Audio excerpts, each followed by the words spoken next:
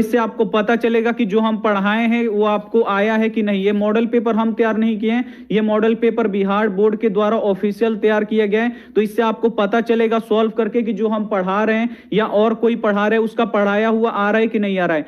पढ़ाते तो सब लोग हैं लेकिन पढ़ाया हुआ आए, यही क्या होता है, मेन बात है। तो यहाँ पे पढ़ाया हुआ बाबू आना चाहिए। अब देखिए आपके फाइनल बोर्ड परीक्षा में भी 80 ऑब्जेक्टिव प्रश्न रहेगा, जिसमें से आपको क्या करना है, 40 ऑब्जेक्टिव प्रश्न बनाना है और 24 यहाँ पे लघु उत्तरीय प्रश्न रहेगा जिसमें से आपको 12 बनाना है और 6 आपका दीर्घ उत्तरीय प्रश्न रहेगा जिसमें से आपको 3 बनाना है। तो जल्दी से एक बार आप लोग वीडियो को लाइक कर दीजिए, काफी महत्वपूर्ण क्लास होने वाला है इसका। चलिए सभी बच्चे यहाँ पे लाइव आ गए हैं। अब हम यहाँ पे क्लास को शुरू करते हैं और पहला नंबर क्वेश्चन लगाते हैं। और यहाँ पे जो ये निर्देश दिया गया है इसको आपको क्या करना है, काफी अच्छी तरीके से यहाँ पे पढ़ लेना है। यहाँ पे आप लोग निर्देश पढ़ लीजिएगा। अब यहाँ पे देखिए लिखा गया है खंड अ सेक्शन अ 1 से लेकर 80 तक वस्तुनिष्ठ प्रश्न है, जिसमें से केवल आपको 40 ऑब्जेक्टिव प्रश्न ही बनाना है। 80 रहेगा आपके फाइनल बोर्ड परीक्षा में, जिसमें से आपको क्या करना है, केवल आपको 40 ऑब्जेक्टिव प्रश्न ही बनाना है। तो चलिए अब यहाँ पे आ चुका है। अब इसे हम लोग यहाँ पे सॉल्व करेंगे एक एक करके और थोड़ा सा क्वालिटी आप लोग बढ़ा लीजिएगा, आपको एकदम क्लियर दिखाई देगा। और आज आपको पता चलेगा कि जो आपके ये सर पढ़ा रहे हैं बिल्कुल वही आ रहा है आपके फाइनल बोर्ड परीक्षा में। ये आप लोग सॉल्व करके देख लीजिएगा। और ये हमारा गारंटी है, मॉडल पेपर जारी होने से पहले भी बोल रहे थे कि हमारा पढ़ाया हुआ ही आएगा और एकदम 100% हमारा पढ़ाया हुआ एकदम आया है। अब यहाँ पे हम सॉल्व करते हैं। यहाँ पे देखिए पहला नंबर क्वेश्चन है कि निम्नांकित में से किसका अपर्तनांक अधिक होता है। यहाँ पे आपको बताना है कि किसका अपर्तनांक सबसे अधिक होता है। जल्दी से इसका आप लोग आंसर बता दीजिए। तो किसका अपर्तनांक अधिक होता है बाबू, कई बार हम आपको बताए हैं कि जो हीरा होता है इसका अपर्तनांक सबसे अधिक होता है। बी वाला आंसर बिल्कुल इसे हो जाएगा। और ये भी बताए थे कि हीरा का अपर्तनांक कितना होता है, तो 2.42 होता है। ये एकदम हम आपको डिटेल्स में बताए हैं, आपको यहाँ पे याद होना चाहिए। और देखिएगा बिल्कुल जो हम पढ़ाए हैं बिल्कुल वही यहाँ पे एकदम क्वेश्चन आया। अब यहाँ पे हम दूसरा क्वेश्चन लगा देते हैं। दूसरा क्वेश्चन आप लोग सॉल्व कीजिए कि अवतल दर्पण की फोकस दूरी होती है। कई बार हम आपको बताए हैं बाबू अवतल दर्पण की फोकस दूरी क्या होती है, तो ऋणात्मक होती है। इसे आपको याद रखना है। ए वाला आंसर बिल्कुल ही सही जाएगा। और जो उत्तल दर्पण होती है उसकी जो फोकस दूरी होती है धनात्मक होती है। सभी क्वेश्चन हम आपको पढ़ाए बाबू, आप लोग यहाँ पे देख के अंदाजा लगा सकते हैं। यहाँ पे हम सभी क्वेश्चन क्या कर दिए, पढ़ा दिए हैं। अगला क्वेश्चन देखिए, अगला क्वेश्चन देखिए, ये भी क्वेश्चन हम आपको पढ़ाएं कि लेंस के मुख्य फोकसों की संख्या कितनी होती है। कई बार हम आपको पढ़ाएं कि लेंस के मुख्य फोकसों की संख्या कितनी होती है, तो 2 होती है। कई बार हम आपको बताए हैं। बी वाला आंसर यहाँ पे बिल्कुल इसे हो जाएगा। अगला क्वेश्चन देख लीजिए। अगला क्वेश्चन यहाँ पे देखिए, अगला क्वेश्चन है कि दाढ़ी बनाने में कौन सा दर्पण का प्रयोग होता है। कल ही बाबू हम आपको फिजिक्स पढ़ाए थे यहाँ पे, तो उसी में बताए थे कि एक डॉक्टर है, उसके यहाँ पे सर पे दर्पण बांधा है और यहाँ पे लाइट जल रहा है, उसको गले को देख रहा है। कल ही हम आपको पढ़ाए थे बाबू। तो यहाँ पे देखिए दाढ़ी बनाने में किस दर्पण का प्रयोग होता है, तो अवतल दर्पण का प्रयोग होता है। और जो अवतल दर्पण होता है ये किसी भी वस्तु का यह क्या करता है, बड़ा प्रतिबिंब बनाता है। इसे आपको याद रखना है। और इसका उपयोग चिकित्सा क्षेत्र में भी किया जाता है। इसका यहाँ पे देखिए अवतल दर्पण का उपयोग हम लोग चिकित्सा क्षेत्र में भी करते हैं। सभी क्वेश्चन हम आपको पढ़ा दिए हैं। अगला क्वेश्चन देखिए, ये भी कल क्वेश्चन हम आपको पढ़ाए थे कि अवतल दर्पण की फोकस दूरी एफ और वक्रता त्रिज्या आर में क्या संबंध होता है। तो बाबू जो फोकस दूरी होता है ये वक्रता त्रिज्या के आधा होता है, यानी एफ बराबर क्या होता है, r/2 होता है। ये सभी क्वेश्चन हम आपको पढ़ाए हैं, बिल्कुल एकदम 100% हम आपको यहाँ पे पढ़ाए हैं। यहाँ पे राइट आंसर क्या हो जाएगा बाबू, एफ बराबर r/2, यानी यहाँ पे सी वाला आंसर क्या हो जाएगा, बिल्कुल इसे हो जाएगा। समझ में आ रहा है, बहुत ही बढ़िया। अगला क्वेश्चन यहाँ पे देख लीजिए। अगला क्वेश्चन है यहाँ पे 6 नंबर की निम्नलिखित में से किसे अभिसारी लेंस कहते हैं। ये भी कल हम आपको पढ़ाए थे कि निम्नलिखित में से कौन अभिसारी लेंस है। तो बाबू जो उत्तल लेंस होता है ये प्रकाश किरणों को एक बिंदु पर क्या कर देता है, मोड़ देता है। इसीलिए उत्तल लेंस को क्या कहते हैं, अभिसारी लेंस कहते हैं। बी वाला आंसर बिल्कुल इसे हो जाएगा। और अवतल लेंस को क्या कहते हैं, तो अवतल लेंस को अपसारी लेंस कहते हैं। तो इसे भी साथ में आपको क्या रखना है, याद रखना है। बहुत ही बढ़िया, सभी बच्चों का यहाँ पे आंसर आना चाहिए। और सभी क्वेश्चन हम आपको पढ़ा चुके हैं, इसमें ऐसा कोई क्वेश्चन नहीं है जो हम आपको नहीं पढ़ाए हों। अगला क्वेश्चन यहां पे देखिए। अगला क्वेश्चन ये भी हम आपको पढ़ाए कि दृश्य प्रकाश में किस वर्ण का तरंगदैर्ध्य न्यूनतम होता है। अब यहां पे आपको बताना है कि वर्ण का मतलब क्या होता है, रंग होता है। यानी किस रंग का तरंगदैर्ध्य बाबू न्यूनतम होता है, सबसे कम होता है, ये आपको याद रखना है। तो किसका सबसे कम होता है बाबू, तो बैगनी का जो तरंगदैर्ध्य होता है ये सबसे कम होता है। यहाँ पे बी वाला आंसर बिल्कुल इसे हो जाएगा। साथ में हम आपको ये भी बताए थे कि किस रंग का तरंगदैर्ध्य अधिक होता है, तो लाल रंग का तरंगदैर्ध्य अधिक होता है। ये भी हम आपको बताए थे। सभी क्वेश्चन बाबू हम आपको पढ़ा दिए हैं। बस बस अगर आप लोग मन से पढ़े होंगे तो ये सभी क्वेश्चन आपके लिए एकदम बाएं हाथ का खेल है। एकदम आप लोग फटाफट यहाँ पे सभी क्वेश्चन आप लोग बना सकते हैं। एकदम आप लोग फटाफट सभी क्वेश्चन आप लोग बना सकते हैं। एकदम इजी क्वेश्चन दिया गया है और एकदम बिल्कुल मस्त मस्त क्वेश्चन है, जो पढ़ाए हैं वो एकदम आ गया है। अगला क्वेश्चन देखिए 8 नंबर क्वेश्चन है कि तारों का टिमटिमाना प्रकाश की किस घटना को प्रदर्शित करता है। ये भी हम आपको पढ़ाए हैं कि जो तारे टिमटिमाते हुए नजर आते हैं ये किसके कारण से आते हैं बाबू, तो ये प्रकाश के अपवर्तन के कारण से टिमटिमाते हुए नजर आते हैं। यहाँ पे बी वाला आंसर क्या हो जाएगा, बिल्कुल इसे हो जाएगा। बहुत ही बढ़िया, सभी बच्चे एक बार आप लोग जुड़ जाइए और वीडियो को एक बार लाइक कर दीजिए, अपने दोस्तों के पास ज्यादा से ज्यादा शेयर कर दीजिए ताकि ये सभी क्वेश्चन आपको एकदम 100% समझ में आए। और ये सभी क्वेश्चन हम आपको पढ़ा चुके हैं। जो भी बच्चे हमसे पढ़ते हैं सभी क्वेश्चन का आंसर, एक भी क्वेश्चन इसमें से गलती नहीं करेंगे, सभी बता देंगे। 9 नंबर क्वेश्चन है कि निम्नलिखित में किसमें प्रकाश की चाल सबसे अधिक होती है। अब यहाँ पे आपको बताना है कि किसमें प्रकाश की चाल अधिक होती है, तो निर्वात में प्रकाश की चाल अधिक होती है। सी वाला आंसर बिल्कुल इसे हो जाएगा। साथ में हम आपको यह भी बताए थे कि निर्वात में प्रकाश की चाल कितना होता है। क्लास 10th में हो, डर लग रहा होगा कि यार 2 महीने बाद क्लास 10th की बोर्ड एग्जाम है और हम कैसे होता है बाबू, तो 3 लाख किलोमीटर पर सेकंड होता है, इसे आपको याद रखना है। अगला क्वेश्चन यहां पे देख लीजिए।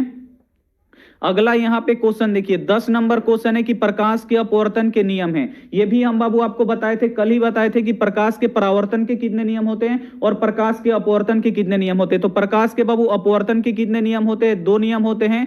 और प्रकाश के परावर्तन के भी कितने नियम होते हैं, तो प्रकाश के परावर्तन के भी 2 ही नियम होते हैं। ये सभी क्वेश्चन हम आपको पढ़ा चुके हैं। अगला क्वेश्चन देख लीजिए। अगला क्वेश्चन आपके स्क्रीन पे है, यहाँ पे देखिए 11 नंबर कि जल विद्युत संयंत्र किस ऊर्जा को विद्युत ऊर्जा में रूपांतरित करता है। बाबू ये 10 बार से ज्यादा बार ये क्वेश्चन हम आपको पढ़ाए हैं कि जो जल विद्युत संयंत्र होता है ये किस ऊर्जा को विद्युत ऊर्जा में बदलता है। तो जो बाबू जल होता है वो स्थितिज ऊर्जा में रहता है। जल में क्या होता है, स्थितिज ऊर्जा होता है और ये स्थितिज ऊर्जा को क्या करता है, विद्युत ऊर्जा में बदलता है। यहाँ पे सी वाला आंसर क्या हो जाएगा, बिल्कुल इसे हो जाएगा। सभी बच्चे यहाँ पे सी आंसर कर रहे हैं, बहुत ही बढ़िया। और एक बार आप लोग क्या कर दीजिए, दबा के लाइक कर दीजिए ताकि और भी बच्चे यहाँ पे जुड़ सके। अगला क्वेश्चन देख लीजिए। अगला क्वेश्चन है यहाँ पे 12 नंबर की जलता हुआ मोमबत्ती बदलता है। अब यहाँ पे आपको बताना है कि जो जलता हुआ मोमबत्ती होता है ये किसको बदलता है, तो ये रासायनिक ऊर्जा को क्या करता है, प्रकाश ऊर्जा में बदलता है। यानी जो मोमबत्ती होता है ये रसायनों से मिलकर बना होता है और ये क्या होता है कि रसायन जलता है और इससे क्या निकलता है बाबू, हम लोगों का प्रकाश निकलता है। तो ये क्या करता है, रासायनिक ऊर्जा को प्रकाश ऊर्जा में बदलता है। बी वाला ऑप्शन यहाँ पे बिल्कुल इसे हो जाएगा। बहुत ही बढ़िया, एक बार आप लोग दबा के लाइक कर दीजिए। हम आपके लिए इतना मेहनत किए हैं बाबू और सभी क्वेश्चन एकदम लड़ गया, पढ़ाया हुआ एकदम आ गया है। जितने बच्चे हमारे प्यारे बच्चे पढ़ते होंगे एक बार आप लोग सभी लोग जुड़ जाइए और देख लीजिए कि हमारा पढ़ाया हुआ आया है कि नहीं आया है। आप लोग सभी क्वेश्चन एकदम 100% आप लोग बना लीजिएगा, ये हमारा गारंटी है और पढ़ाया हुआ बाबू आ गया है। अगला क्वेश्चन देख लीजिए। अगला क्वेश्चन है कि एक विद्युत सेल के धारा प्राप्त करने के लिए समांतर का मान विद्युत मान यहाँ पे विद्युत वाहक बल की तुलना में होती है। अब यहाँ पे आपको बताना है, यहाँ पे देखिए क्या है कि किसी विद्युत सेल के धारा प्राप्त करने पर इसके सिरों के बीच के विभवांतर विद्युत वाहक बल की तुलना में क्या होता है, ये आपको बताना है। तो जल्दी से इसका आप लोग आंसर बता दीजिए कि सिरों के बीच की तुलना में क्या होता है बाबू, तो कम होता है। क्या होता है बाबू, कम होता है। ये भी हम आपको पढ़ाए हैं। यहाँ पे बी वाला आंसर क्या हो जाएगा, बिल्कुल इसी हो जाएगा। बहुत ही बढ़िया, सभी बच्चे यहाँ पे कम बता रहे। चलिए अगला क्वेश्चन यहाँ पे देखिए। अगला क्वेश्चन है कि प्रतिरोधों का मान बढ़ाने के लिए प्रतिरोधों को जोड़ा जाना चाहिए। अगर प्रतिरोध का मान बढ़ाना है, अगर मान लीजिए 2 ओम और यहाँ पे 4 ओम, अगर आप लोग श्रेणी क्रम में जोड़ते हैं तो ये क्या होगा, 2 और 4 ओम कितना हो जाएगा, ये 6 ओम हो जाएगा। अगर आप लोग समानांतर क्रम में जोड़िएगा तो ये 1/2 होगा, 1/4 होगा और ये क्या हो जाएगा, कम हो जाएगा। यानी अगर आपको प्रतिरोध को बढ़ाना है तो आपको किस में जोड़ना पड़ेगा, श्रेणी क्रम में जोड़ना पड़ेगा। बी वाला आंसर यहाँ पे बिल्कुल इसे हो जाएगा। बहुत ही बढ़िया, यहाँ पे बी वाला आंसर बाबू क्या हो जाएगा, बिल्कुल इसे हो जाएगा। अगला क्वेश्चन देख लीजिए। अगला क्वेश्चन ये बाबू हम आपको कई बार पढ़ाए कि विद्युत चुंबक बनाने के लिए किस छड़ का उपयोग होता है। तो विद्युत चुंबक बनाने के लिए बाबू यहाँ पे किसका प्रयोग होता है, तो नरम लोहा का प्रयोग होता है। कई बार बताए हैं, बी वाला आंसर बिल्कुल इसे हो जाएगा। और जो बाबू अस्थाई चुंबक होता है, ये भी हम आपको बताएं कि जो अस्थाई चुंबक होता है ये किसका बना होता है, तो ये इस्पात का बना होता है। इसे भी आपको यहाँ पे याद रखना है। बहुत ही बढ़िया, और सभी बच्चे एक बार आप लोग वीडियो को लाइक कर दीजिए बाबू। अभी आपका लाइक का जरूरत है ताकि सभी बच्चे यहाँ पे जुड़ पाए और सभी बच्चों का यहाँ पे तैयारी हो सके। अगला क्वेश्चन देखिए 16 नंबर की उच्चतर ताप पर कौन सी क्रिया पूरी होती है। अब यहाँ पे आपको बताना है कि उच्चतर ताप पर कौन सी क्रिया पूरी होती है बाबू, तो नाभिकीय विखंडन होता है। क्या होता है बाबू, तो नाभिकीय विखंडन होता है। इसे आपको याद रखना है। ए वाला आंसर यहाँ पे बिल्कुल इसे हो जाएगा। अगला क्वेश्चन देख लीजिए। अगला क्वेश्चन बाबू ये कल ही पढ़ाए थे बाबू। अगर कल वाला जो फिजिक्स का यहाँ पे हम बोले थे कि लास्ट मौका है बाबू, लास्ट के लिए आपको वन शॉट क्लास यहाँ पे शुरू किया गया। फिजिक्स का पढ़ाए थे, 3 चैप्टर पढ़ाए थे और 3 चैप्टर में देखिए बाबू कितना क्वेश्चन लड़ गया है। तो कि सौर ऊर्जा यहाँ पे देखिए सीधे विद्युत ऊर्जा को किस ऊर्जा में बदलता है ये आपको बताना है। तो देखिए जो सौर ऊर्जा होता है ये प्रकाश ऊर्जा को क्या यहाँ पे देखिए सौर ऊर्जा को सीधे विद्युत ऊर्जा में बदलने वाली युक्ति है। तो कौन है बाबू सौर ऊर्जा को विद्युत ऊर्जा में कौन बदलता है? तो सौर सेल बदलता है। इसे आपको याद रखना है, बी वाला आंसर यहाँ पे बिल्कुल इसे हो जाएगा। बहुत ही बढ़िया। कौन बदलता है बाबू सौर ऊर्जा को विद्युत ऊर्जा में? कौन बदलता है? तो सौर सेल बदलता है। इसे आपको याद रखना है। अगला क्वेश्चन देखिए, अगला क्वेश्चन है कि पवन विद्युत जनित्र में पवन की चाल कम से कम कितना होना चाहिए? तो 15 किलोमीटर प्रति घंटा होता है। इसे आप लोग याद भी रखे होंगे कि सभी सर लोग पढ़ाते हैं कि 15 किलोमीटर प्रति घंटा होता है, लेकिन इसमें 15 नहीं दिया है, लेकिन 12 से 14 किलोमीटर प्रति घंटा दिया है। तो इसी पे आपको क्या लगाना है? टिक लगाना है। ये क्या हो जाएगा यहाँ पे? बिल्कुल ही राइट आंसर हो जाएगा। 12 से 14 यहाँ पे क्या हो जाएगा? किलोमीटर प्रति घंटा। ये क्या हो जाएगा यहाँ पे? बिल्कुल राइट आंसर हो जाएगा। समझ में आ गया? बहुत ही बढ़िया। अगला क्वेश्चन यहाँ पे देख लीजिए। अगला क्वेश्चन यहाँ पे, एक सेकंड, यहाँ पे देखिए, अगर यहाँ पे ये क्वेश्चन होता है, इसमें आप लोग ध्यान से देखिए, इसका 12 से 14 नहीं होगा, इसमें इनमें से कोई नहीं है। तो आपको क्या करना है बाबू? यहाँ पे इनमें से कोई नहीं, आपको यहाँ पे ऑप्शन टिक करना है। यहाँ पे एक सेकंड रुक जाइए, इनमें से आपको कोई नहीं टिक करना है, क्योंकि यहाँ पे देखिए पवन विद्युत जनित्र को चलने के लिए कम से कम चाल कितना होना चाहिए? तो 15 किलोमीटर प्रति घंटा से कम होना चाहिए।